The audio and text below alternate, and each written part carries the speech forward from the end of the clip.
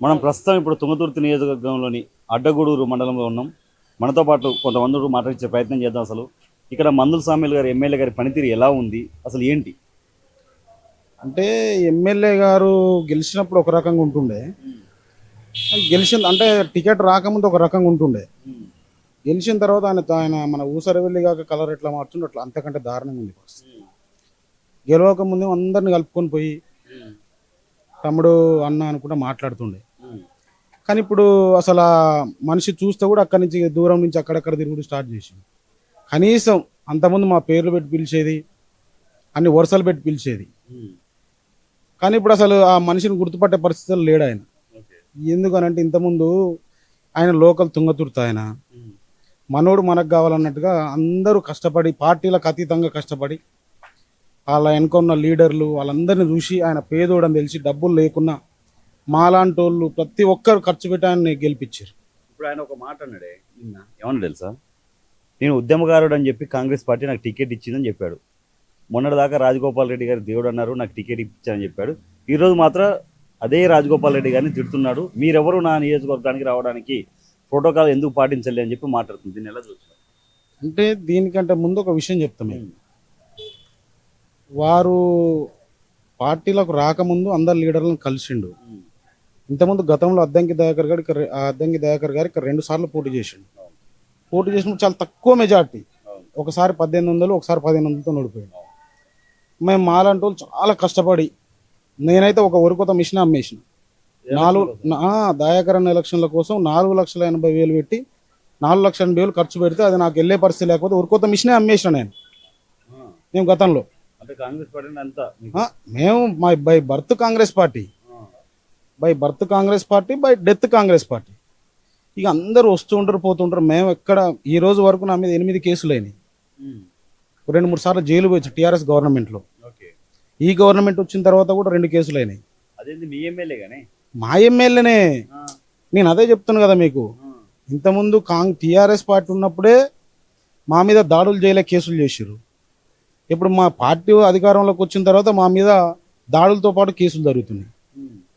ఇక్కడ పరిస్థితి అంటే మనం అనుకున్నంత బయట చాలా మందికి తెలియదు, అంత ఈజీగా లేదు పరిస్థితి.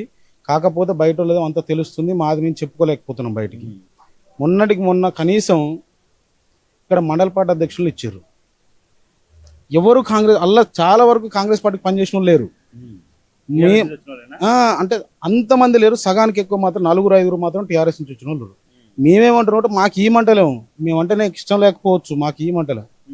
కానీ పార్టీ కన్నా పనిచేసిన వాళ్ళకి అంటున్నాం, పార్టీకి పనిచేసిన వాళ్ళకి ఇవ్వండి మీరు.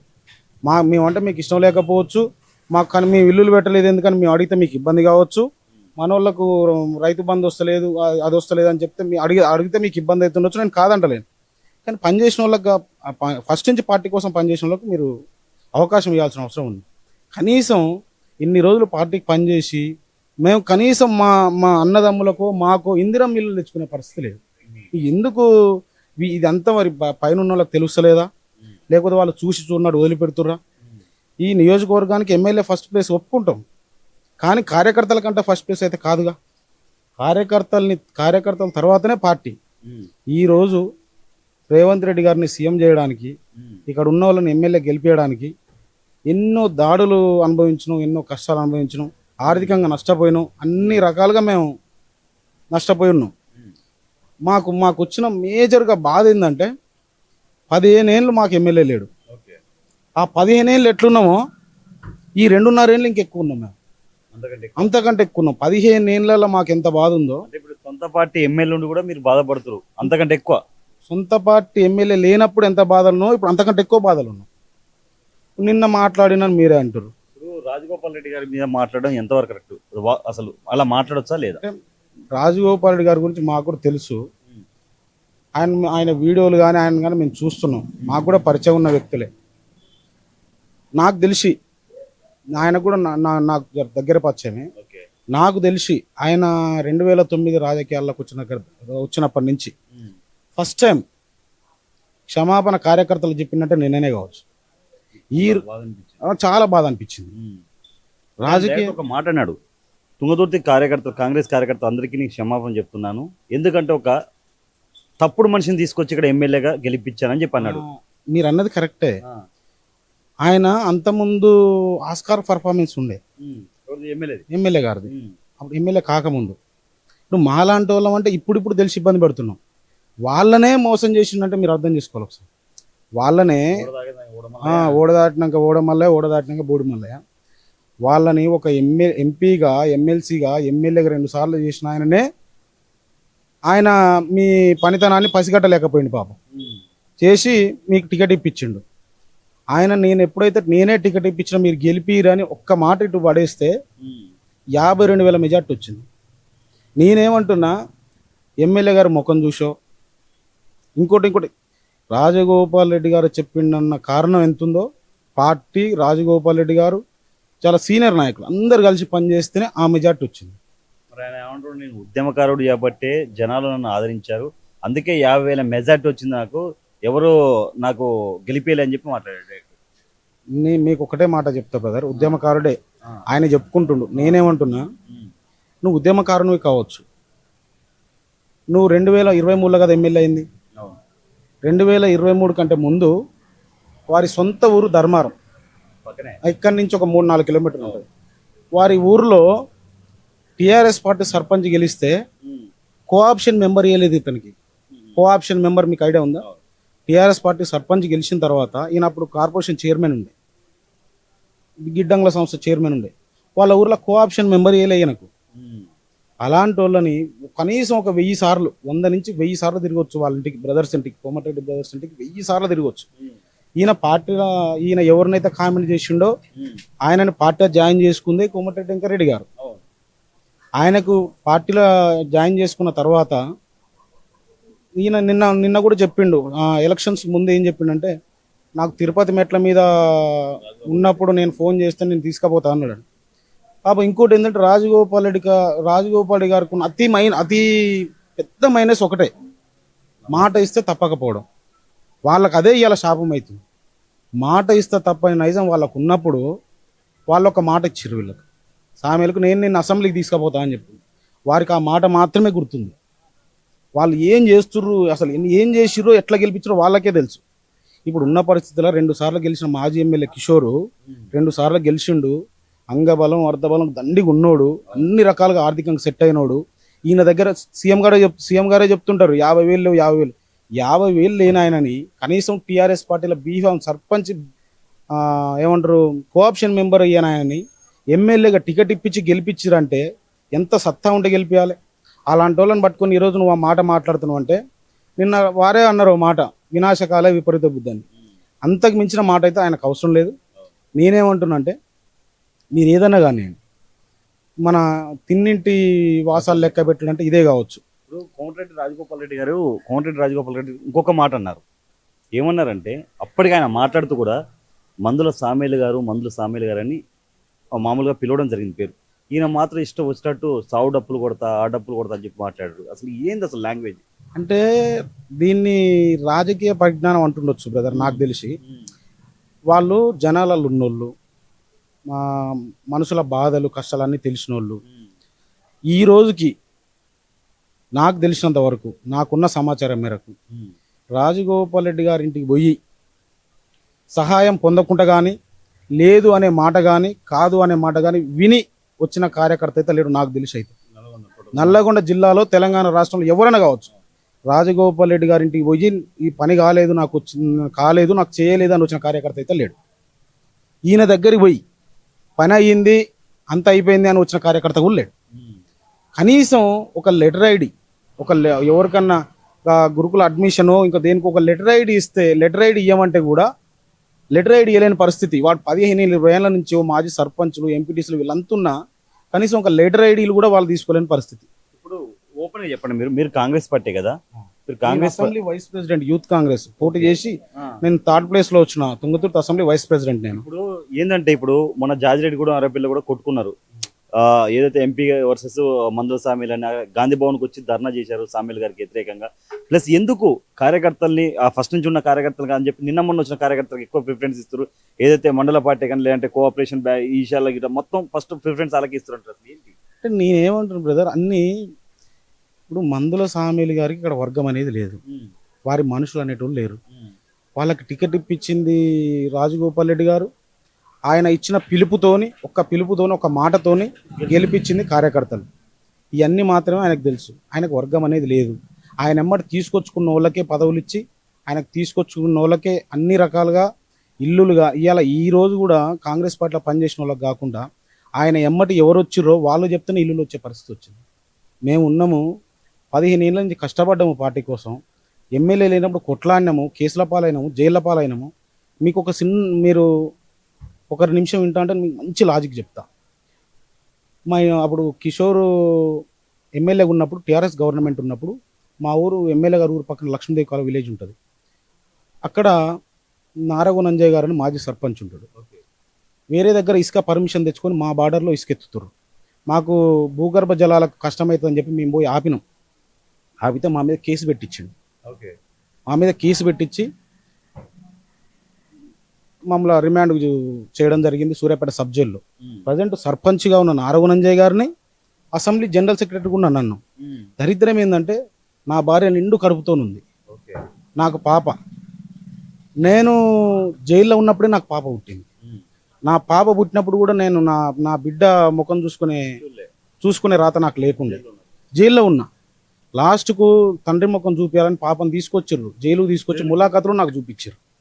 మీరు ఎవరన్నా అడగండి, తెలుసుకోండి. పార్టీ కోసమే, మాకేం వ్యక్తిగతమైన పంచాయతీ లేదు. పార్టీ అంటే ప్రాణం. నేను యూత్ 2016లో మండల ప్రెసిడెంట్ యూత్ కాంగ్రెస్, ఇక్కడ సెకండ్ టైం థర్డ్ టైం నేను పార్టీ కోసమే పనిచేసిన, పార్టీ కోసమే ఉన్నాం.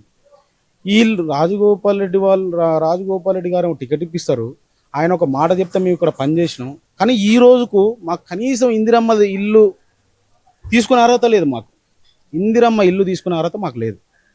ఏదేమన్నా కానీ ఈరోజు కాంగ్రెస్ పార్టీ కార్యకర్తలకు అడ్డగోడు ఈ సొంత మండలం వారికి, సొంత మండలంలోనే ఒక కార్యకర్తకు పనిచేసే పరిస్థితి లేదు. ఇక కాకపోతే ఆయన ఏం చేస్తుంటాడంటే, ఎవరైనా ఎదురు తిరిగితే వారి మీద దాడులు చేపించే ప్రయత్నం చేస్తుంటాడు. 100%. మొన్న రీసెంట్గా ఒక 7-8 నెలల కింద నా మీద మర్డర్ అటాక్ జరిగింది. వాళ్ళ మనుషులే, రౌడీ షీటర్లు, వాళ్ళ మనుషులే జరిగింది. కేసు అయింది. వాళ్ళ అటాక్ చేసింది వాళ్ళు. మీకు ఫోటోలు ఏమంటే నేను ఇస్తా. వాళ్ళు చేసింది దానికి దేని గురించి అటాక్ జరిగిందంటే, వాళ్ళ విలేజ్లో, సొంత విలేజ్లో చెరువు మట్టి అక్రమంగా తరలిస్తారు. దానికి నేనేమన్నా అంటే, నేను మండల ప్రెసిడెంట్గా చేసిన, అసెంబ్లీ జనరల్ సెక్రటరీగా ఉన్నా, వైస్ ప్రెసిడెంట్గా ఉన్నా, నేనేమన్నా అంటే ఆ చెరువు మట్టి బంగారం. అంటే వరద వచ్చినప్పుడల్లా ఒండు కొట్టుకుంటూ వచ్చి బాగుంటుంది చెరువు మట్టి. అక్కడున్న పరిస్థితుల మట్టి నేనేమన్నా అంటే, మీకు ఇక్కడ వాళ్ళకు కొట్టుకోవడానికి పర్మిషన్ లేదు, ఇట్లా కొట్టుకోవడం తప్పు. ఈ చెరువు మట్టిని పొలాలలో, చిలకలలో పోసుకుంటే భూసారం పెరుగుతుంది, బాగుంటుంది, ఇట్లా దూరడం తప్పు అని చెప్పి మేము ఆ బండ్లను ఆపడం జరిగింది. ఆపితే అప్పుడు పోలీసు వాళ్ళు వచ్చి ఆ బండ్లను తీసుకొచ్చారు. ఆ బండ్లను పర్మిషన్ లేదని తీసుకొచ్చి పోలీస్ స్టేషన్ దగ్గర పోయిన తర్వాత వాటిని వాళ్ళు రిటర్న్ చేశారు. వాళ్ళకున్న ప్రెషర్ని బట్టి, వాళ్ళకు వచ్చిన ఫోన్లను బట్టి ప్రెషర్ చేసి రిటర్న్ పంపించే ప్రయత్నం చేశారు. చేసిన తర్వాత మేము పోయి దాన్ని అడ్డుకుంటే నా మీద దాడి చేశారు, చంపే ప్రయత్నం చేసిర్రు. మీకు వీడియోలు, ఫోటోలు ఇస్తాను. చంపే ప్రయత్నం చేసిర్రు. అయినా అది అట్లా అయిన తర్వాత కూడా వాళ్ళే నా మీద దాడి చేసిర్రు. నా మీదనే SC/ST కేసు అయింది, నా మీదనే అటెంప్ట్ మర్డర్ కేసు అయింది. నేను వాళ్ళ మీద పెట్టింది మాత్రం ఓన్లీ వాళ్ళ మీద అటెంప్ట్ మర్డర్ కేసు మాత్రమే అయింది. వాళ్ళు మాత్రం నా మీద SC/ST కేసు పెట్టారు, అటెంప్ట్ మర్డర్ కేసు పెట్టారు. ఇప్పుడు ఇక్కడ చాలా మందికి ఉన్న టెన్షన్ ఏంది, బాధ ఏంటంటే, వాళ్ళకి మనం ఏం మాట్లాడినా వాళ్ళు ఇదే అట్రాసిటీ కేసులు ఉంటాయి, దాడులు ఉంటాయి. ఇప్పుడు ఈయన ఎమ్మెల్యే గెలిచినాక అసెంబ్లీలో ఒక మాట మాట్లాడు, అలాగే బయట కూడా మాట్లాడు. నేను ఏదైతే ఇసుక ఉందో ఒక గుప్పటి ఇసుక కూడా తీసుకెళ్ళాను అని చెప్పడం జరిగింది. మరి ఏంటి ఇప్పుడు ఇసుక దందా ఎక్కువైపోయిందంట? ఇక్కడ నుంచి ఒక 20 కిలోమీటర్లు వస్తుంది. దయచేసి మీకు టైం ఉంటే అక్కడికి వెళ్ళి చూడండి. జాజిరెడ్డిగూడెం అని ఉంటుంది, అరవపల్లి జాజిరెడ్డిగూడెం. ఈ రోజుకి అక్కడ ఇసుక నడుస్తుంది. ఈ రోజుకు స్టిల్ మీరు ఇప్పుడు పోయినా చూడొచ్చు అక్కడ. నేనేమంటున్నా, మాటలు ఉందా చెప్పొచ్చు సార్, మాటలు కాదు. నేనేమంటున్నా, చేతలు చూపించాలి ఎవరైనా. నేను మిమ్మల్ని అంటలేను, ఎవరైనా మాటలు మాట్లాడేటప్పుడు మాటలు ఎట్లా ఉండాలో చేతలు కూడా అట్లా ఉండాలి. నువ్వు విమర్శిస్తున్నావు కదా లీడర్లు, నేను ఫైనల్గా ఏం చెప్తున్నా అంటే, వాళ్ళని విమర్శించే స్థాయి కానీ అర్హత కానీ నీకు లేదు. రాజగోపాల్ రెడ్డి గారిని, వెంకటరెడ్డి విమర్శిస్తే స్థాయి కానీ ఆ అర్హత కానీ నీకు లేదు. నేనేమంటున్నా అంటే, ఎవరైనా ఎంత ఎదిగినా ఒదిగి ఉంటే బాగుంటుంది. నీ నోటికి వచ్చినట్టు నువ్వు మాట్లాడితే, నీ ఇష్టం వచ్చినట్టు నువ్వు మాట్లాడితే, ఈరోజు తుంగతుర్తి ప్రజానీకం బాధపడుతుంది. ఇసుంటోళ్ళన మనం ఎమ్మెల్యే గెలిపించుకుందాం. వారు నిన్న ఒక మాట అన్నారు, అందరి కళ్ళల్లో నీళ్ళు తిరిగినాయి. తుంగతుర్తిలో నా మాటని గెలిపించిన కార్యకర్తలకు క్షమాపణ చెప్తున్నాను. బహుశా వారు ఇన్నేళ్ల రాజకీయ జీవితంలో ఏ రోజు క్షమాపణ చెప్పకపోవచ్చు, మాకు తెలిసి అయితే చెప్పకపోవచ్చు. చాలామంది ఇదే ఈ బాధలనే ఉన్నారు. నేనేమంటున్నానంటే దీన్ని ఒక్కసారి మీరైతే ఎలా గ్రౌండ్లో తిరుగుతున్నారో అట్లా పార్టీ అధిష్టానం కూడా ఒక్కసారి గ్రౌండ్ లెవెల్లో చూడండి. నేను చెప్పింది నమ్మకండి, మీరు వచ్చి ఒకసారి సర్వే చేయండి. ఏదైతే మన గాంధీ భవన్కి ఈయన మీద వ్యతిరేకత వచ్చి మొత్తం అందరు ధర్నా చేస్తుంటే జగ్గారెడ్డి గారు వచ్చి సంజాయించారు, నేను మాట్లాడతా అని చెప్పి. మరి ఎందుకు ఈయన కొడుకులు కూడా అరాచకం ఎక్కువైపోయిందండి, ఈయన కొడుకులది కూడా. ఇప్పుడు మీకు ఒక మాట చెప్తా సార్, ఈ తుంగతుర్తిలో ఒక్కరు కాదు ఎమ్మెల్యే, ముగ్గురు ఎమ్మెల్యేలు. అయ్యా లే ఎమ్మెల్యేలు కాదు, సామిల్ గారేమో ముఖ్యమంత్రి, పెద్ద కొడుకేమో మున్సిపల్ అడ్మినిస్ట్రేషను, దాని తర్వాత రెవెన్యూ డిపార్ట్మెంట్, చిన్న కొడుకేమో దాన్ని ఏమంటారు ఆబ్కారీ శాఖ. వీళ్ళ ముగ్గురు ఆయన అన్ని శాఖలు సామేలుగా 3 శాఖలు అన్ని రకాలుగా ఉన్నాయి. వాళ్ళేమో సామేలు గారేమో ముఖ్యమంత్రి బాధ్యతలు నిర్వర్తిస్తుండు. ఈ ఇద్దరు కొడుకులు 2 మినిస్టర్లు ఉన్నారు. అసలు నియోజకవర్గాన్ని మాత్రం డెవలప్మెంట్ చేశారని ఓపెన్గా. అంటే నేనేమంటున్నా అంటే ఇప్పుడు ఆర్ఎండ్బి శాఖ మంత్రి వెంకటరెడ్డి గారు ఉన్నారు. మీరు ఒకసారి ఇక్కడి నుంచి చూడండి, ఈ రోడ్డు కనీసం స్టార్ట్ అయ్యి సంవత్సరం అవుతుంది. ఈ రోజు దాకా కూడా స్టార్ట్ అయింది, మీద వర్క్ ఈ రోజు దాకా కూడా మళ్ళీ స్టార్ట్ కాదు. ఇక అక్కడ కాంట్రాక్టర్లు వస్తలేరండి. మీరు ఒక్కసారి తెలుసుకోండి, కాంట్రాక్టర్లు ఇక్కడికి వస్తలేరు. ఎందుకు అని అంటే ఈయనను చూసే అన్ని రకాలుగా. ఇప్పుడు ఎవరికైనా ఒక పరిమితి అనేది ఉంటుంది, ఈయనకు ఆ పరిమితి లేదు. వర్కులు స్టార్ట్, ఈయన ఏమంటాడు, నేను 200 సార్లు కలిసిన మినిస్టర్ గారిని స్పందిస్తలేడు అంటాడు. నువ్వు కాదు, దారిని పోయి దానే కలిసినా వాళ్ళు స్పందిస్తారు. వాళ్ళు అసలు మనుషులు కాదు, వాళ్ళు మాట్లాడే మనుషులే. నీ దగ్గర నీ 119 నియోజకవర్గాలు మీరు ఒక్కలే చేసారు మినిస్టర్ గారి మీద కామెంట్. ఏ లీడర్ చేయలే. ఈవెన్ టీఆర్ఎస్లో ఉన్న ఎమ్మెల్యేలు కూడా వెంకటరెడ్డి గారు పోతే స్పందిస్తలేడు అని చెప్తలేరు, నాకు వర్కులు చేస్తారని చెప్పి మీరు ఒక్కలే చెప్తారు. మీరు ఒక్కలే ఎందుకు చెప్తారు, మీ దగ్గర ఎందుకు వర్కులు ఆగుతున్నాయి, అది మీరు ఒకసారి ఆత్మపరిశీలన చేసుకోవాలి. ఇప్పుడు ఈయన గెలిచినాక ఎమ్మెల్యే గెలిచినాక మొత్తం వసూలు ఎక్కువైపోయిందంట. లిక్కర్ నుంచి కానీ వైన్ షాప్ల నుంచి కూడా డబ్బులు వసూలు చేస్తారని చెప్పి చాలా మంది చెప్తారు. వాస్తవం అనేది నిప్పులు ఏందైతే పొగ రాదుగా బ్రదర్. ఎవరు చెప్పినా వాస్తవాలు, ఇప్పుడు అంత వాస్తవం లేకున్నా అలా ఎంతో కొంత వాస్తవం లేని మాత్రం ఇది బయటకైతే రాదు. 100% ఉండొచ్చు, కాకపోతే కొంతమంది బయటికి రానియరు. మొన్న ఒకసారి మీరు చూస్తే వీడియోలు కూడా బయటకు వచ్చినాయి, వైన్ షాపులను ఎదురు బెదిరించని. అన్నీ జరుగుతూనే ఉంటాయి బ్రదర్. మీరు విన్నారు కదా, మీడియాలో వచ్చింది మొత్తం విన్నారు. అది ఇప్పుడు నేను చెప్తేనేమో సార్ ఆయన మీద ఏదో కోపంతోనూ దేంతోనూ చెప్పినట్టు ఉంటుంది. ఏమంటారు, ఆ వీడియోలలోనే ఆ కెమెరాలనే వచ్చింది, అవన్నీ మీరు చూసిర్రు. అన్ని రకాలుగా తుంగతుర్తి కాంగ్రెస్ పార్టీ కార్యకర్తలే కాదు, జనాలు కూడా ఇబ్బంది పడుతుర్రు. చివరిగా ఏం చెప్తారు, ఏదైతే ఇప్పుడు ఆయన ఒక అటు ఎంపీ గారితోని సక్రంగా లేడు, ఇటు టికెట్ ఇప్పించి గెలిపించిన వాళ్ళని మీద ఎలిగేషన్ తీసుకొస్తూ ఇష్టం వచ్చినట్టు మాట్లాడుతున్నారు, ఇటు కార్యకర్తలతో మంచిగా లేడు. అసలు ఏంటో ఇలాంటి ఎమ్మెల్యే తుంగతుర్తిగా దొరకడం అసలు ఏమనుకుంటారు? అంటే మీకు కూడా ఫైనల్గా ఒకటి చెప్తా సార్, నేను ఇప్పుడు నాలాంటి వాళ్ళు యూత్ కానీ కార్యకర్తలు కానీ ఏమనుకుంటారు సార్, మా ఎమ్మెల్యే ఉంటే మాకు ఏదైనా మంచి చేస్తాడు, వచ్చినప్పుడు కార్యకర్త ఏం కోరుకుంటాడు సార్, పోయినప్పుడు భుజం వేసి చేయాలి, ఏం రా బిడ్డ ఎట్లున్నావు ఏందని మందలియాలి, ఓ ఫోటో దిగాలి, అవసరమైతే ఎమ్మెల్యే గారు మా మండలానికి వస్తుంటే పోవాలి, ఎమ్మెల్యే గారితో ఆ రోజు మొత్తం తిరగాల రావాలి. అదే ఖుషి అనిపిస్తుంది. నువ్వు ఎవరన్నా చూడండి, మీరు ఎమ్మెల్యే గారు బండి దిగిన తర్వాత ఏం రా ఎట్లున్నారా బిడ్డ ఏందనంటే వానికి ఆల్రెడీ ఆ రోజు మొత్తం అన్నం తినకుండా ఏం లేదు. దాని తర్వాత ఆయన ఎక్కడికి పోతే అక్కడ ఆ రోజు ఆ మండలానికి పోయినప్పుడు ఆ కార్యకర్తను అక్కడ తిప్పుకొని తర్వాత వెళ్ళిపోతే ఆయన అలా ఆ కార్యకర్త ఖుషి అవుతాడు.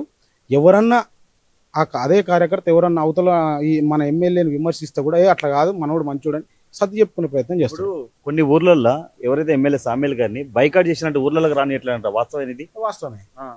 అంటే నేను ఏమంటున్నా సార్, ఇప్పుడు కాంగ్రెస్ పార్టీ కార్యకర్తలు ఒక విలేజ్లో ఉన్నారు, కాంగ్రెస్ పార్టీ కార్యకర్తల్ని కాదని టీఆర్ఎస్ కార్యకర్తలు పిలిస్తే నువ్వు ఎట్లా పోతావు? కాంగ్రెస్ కార్యకర్తలు ఎట్లా రాణిస్తారు? నేను రాణిస్తారా? అవకాశం ఉంటుందా? వాళ్ళు తెర వెనుక మీరు ఎమ్మెల్యేగా నేను పోటీ చేస్తున్నాను మా బండి మీదకి పైకెక్కి ప్రచార రథం మీదకి చెయ్యి మాత్రం మీరు ఊపిరు సార్. కింద ఎన్ని నాలాంటోడు ఏం చేసిండో తెలుసా సార్? కొన్ని ఓ 10-15 కిలోమీటర్లు పత్తి చేనులలో తిరిగిన సార్ నేను. ఈ రోడ్డు మీద తిరిగితే పోలీసు వాళ్ళు వీళ్ళు పట్టుకుంటారని, డబ్బులకు దానికో దీనికో పట్టుకుంటారని 17 గ్రామ పంచాయతీలు ఉంటే ఈ 17 గ్రామ పంచాయతీలు మీరు తెలుసుకోండి. ఈ 17 గ్రామ పంచాయతీ గ్రామ శాఖ అధ్యక్షులు ఫండింగ్ మొత్తం నేను నా చేతుల మీదుగా ఈ శెలకలు మొత్తం తిరిగినాం. ఏడ బండి ఎక్కలే మేము. ఆడ లక్ష్మీదేవికాల నుంచి ఇదంతా తిరుగుకుంటూ ఓన్లీ అప్పుడు శెలకలు ఉండే పత్తి కటివికి. కార్యకర్తలు కాపాడుకోవాలి కదా. అవును సార్, అదే కదా మా బాధ. ఆయన కార్యకర్తల్ని కాపాడుకొని మాకు విలువిచ్చి మమ్మల్ని చూసుకుంటే మేము ఏం అడిగినాం సార్? ఒక్క రూపాయి ఆశించలేము. అవసరమైతే మా జేబులోకి వెళ్ళి డబ్బులు పెట్టి పని చేసినాం. ఆయన ఏ రోజు మేము ఒక రూపాయి ఆశించింది లేదు. ఆయన నుంచి వర్క్ ఎక్స్పెక్ట్ చేసింది లేదు. మేము ఏం కోరుకున్నాం సార్?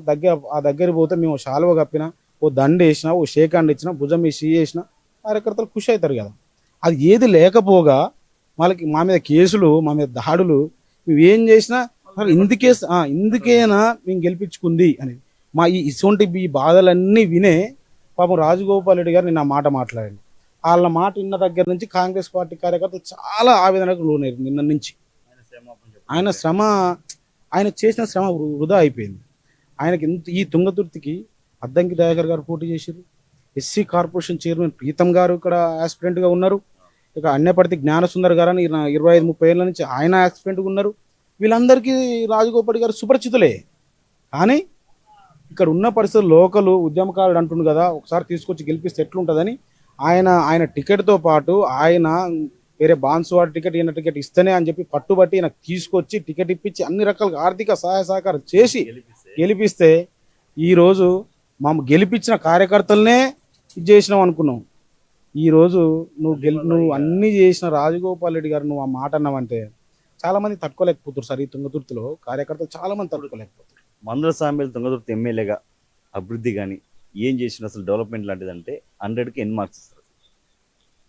నేనైతే ఒక 25-30% ఇవ్వగలను. 25-30% ఇవ్వగలను. అది కూడా మా పార్టీ కాబట్టి, మా ఎమ్మెల్యే కాబట్టి చెప్తా.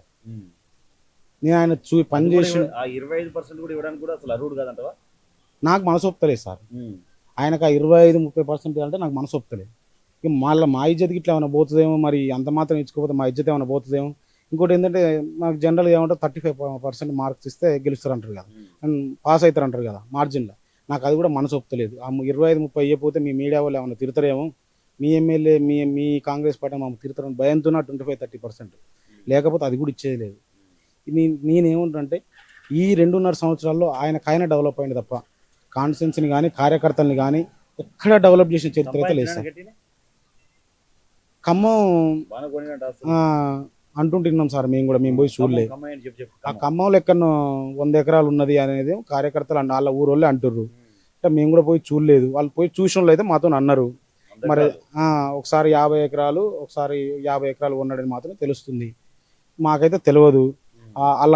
వాళ్ళ ఊర్లో ఉన్న మా కార్యకర్తలు అంటుంటే మేము విన్నాం. ఇది మీతో అంటున్నాం తప్ప మేమైతే చూడలే. వాళ్ళు పోయొచ్చు, ఈయన కొన్న 50 ఎకరాల దగ్గరికి ఒకసారి 50 ఎకరాలు, ఒకసారి 50 ఎకరాలు, 100 ఎకరాల దగ్గరికి అయితే వాళ్ళు పోయొచ్చిరంట.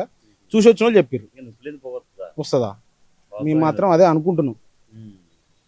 మరి ఎట్లా మరి మీరు నెక్స్ట్ ఒకవేళ జనరల్ ఇక్కడికి రాజగోపాల్ రెడ్డి గారు వచ్చే అవకాశం ఉంటే ఎట్లా గెలిపిస్తారా? ఆయన నామినేషన్ ఇంట్లో కూర్చోవచ్చండి. అంతే. నేనేమంటున్నా అస్సలు నేనేమంటున్నా, ఇది జనరల్ అయితే రాజగోపాల్ రెడ్డి గారిని ఇక్కడ నామినేషన్ ఏమనండి, ఎవరినైనా ఛాలెంజ్ చేయమనండి. కేసీఆర్, కేటీఆర్, హరీష్ రావు ఎవరైనా ఛాలెంజ్ చేయమనండి. వాళ్ళని ప్రచారం చేసుకోమనండి. ఈయన ఇంట్లోనే కూర్చుంటాడు, బీఫామ్ తెచ్చుకుంటాడు, నామినేషన్ ఇంట్లో కూర్చుంటాడు. ఇదే 50,000 మెజార్టీ రిపీట్ కాకపోతే మేము మళ్ళీ మాట్లాడారు మాత్రం, మళ్ళీ అప్పుడు వచ్చి మీరు మాట్లాడండి.